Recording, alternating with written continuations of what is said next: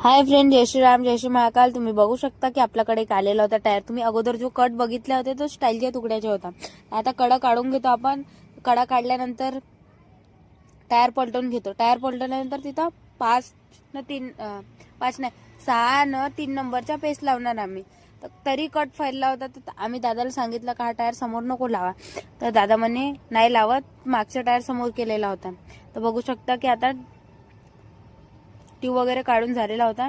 ट्यूबची हालत बरोबर आहे.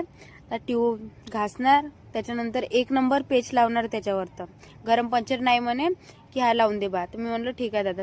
टायर बघू शकता की एकदम खतरनाक कंडिशन मध्ये होता. तर हा सोल्युशन आहे ब्लॅक कलरचा. आपण मशीननं घासलेला होता त्याला. हा पेच वगैरे म्हणजे लावून घेतो. तर बघू शकता हा पेचवरच्या पन्नी वगैरे काढून डबल सुलेशन म्हणजे डबल हे केला.